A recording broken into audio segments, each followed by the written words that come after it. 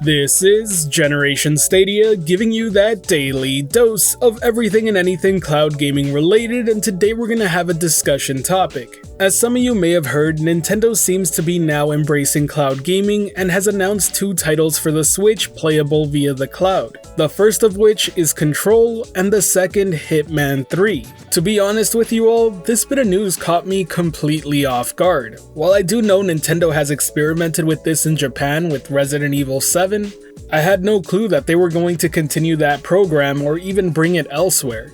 Nintendo seriously just dropped this out of nowhere, and it's a very interesting thing to think about. We're now entering a position where all 3 major platform holders in the gaming industry are embracing cloud gaming. Anyone who had any doubts on whether or not this would take off at some point really should be second guessing themselves now.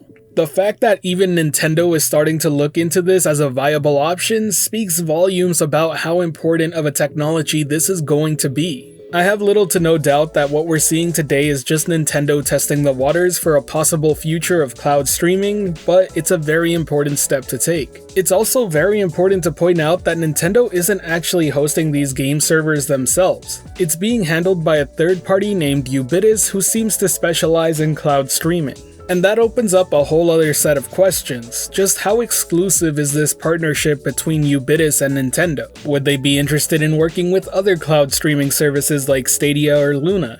It's also worth bringing up the question on whether or not they're ever interested in entering this space themselves, or if they're always going to be relying on a partnership. As for Ubitus itself, well, it happens to be that they have a ton of partners already listed in the gaming industry. Just to name a few of them, they're partnered up with Nintendo, Sega, 2K, Capcom, Konami, SNK, Square Enix, and even Ubisoft. And their technology partners are even more impressive. We're talking Amazon, AMD, Google, IBM, Intel, Microsoft, and Nvidia. And that's really just scratching the surface, but the point is that they seem to be a pretty reputable company, and they seem to have a history of working with others. I think it'll be very interesting to see how all of this plays out, because I wasn't expecting to have this conversation today. I'm sitting here talking about a company that I didn't think had interest in cloud gaming, and another one that I didn't even know existed. And from what I've gathered from reading people's experiences playing Control on Switch, both of these companies seem to have delivered here. I wish I could be talking from personal experience here, but I don't have my Switch anymore, and I am very curious to see how it plays. So if you've actually tried this out, do let me know in the comments section below. At the end of the day, I'm curious to see just how much of a success this is for Nintendo, and how often we'll see this sort of thing pop up for them.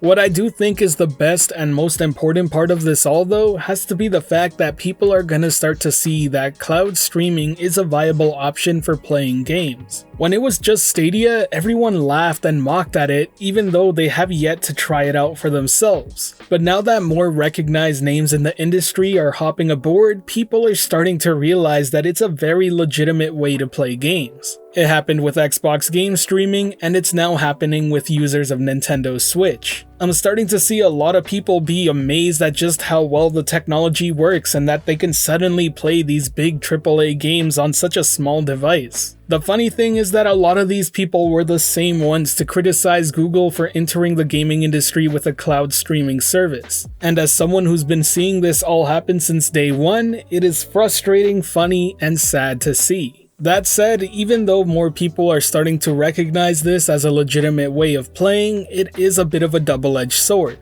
You see, many of these experiences and offers aren't as good as services like GeForce Now, Stadia, or Amazon Luna.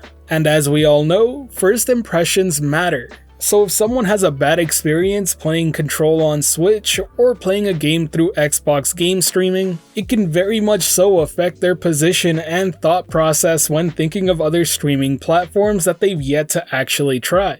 And just reading online, I've seen plenty examples of this happening already. We're starting to enter a phase in the cloud gaming landscape that was eventually going to happen. There are just way too many people getting involved. Just think about it for a second. There's Sony, Microsoft, Nintendo, Amazon, Google, Facebook, and there are rumors that Apple may be headed this direction too. The real question is going to be whether or not the video game industry can support all these giant companies at the same time. The rule of thumb when it came to consoles and physical hardware was that only 3 major entities could coexist, and whoever was left over would slowly fade away. That said, when it comes to cloud gaming, that rule set has yet to be laid out, and the question remains on whether or not there's just too many entities or whether they're all going to be able to coexist together. But that's a separate topic for another day, and we'll put that to the side. Let's go back to Nintendo. There's one last topic I wanted to bring up when it comes to Nintendo entering the cloud gaming race and how it may help other platforms like Stadia out. And that's because Nintendo's pricing model pretty much matches up exactly with Stadia in the sense that you need to buy the game individually.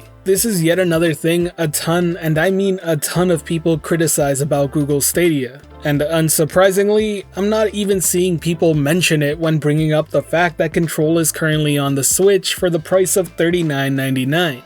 But it is what it is, and at the end of the day, all I really hope is that this kind of normalizes the idea that there's very little to no difference when buying a game digitally through a storefront and downloading it, or buying it to stream it. Like I mentioned earlier, it'll be very interesting to see how all of this plays out, and even more so to see the impact it has. Either way, that covers everything I wanted to talk about today. If you enjoyed this video or found it helpful at all, be sure to hit that like button as it really does help the channel out. And if you're wanting more content like this, be sure to subscribe and hit that notification bell as well.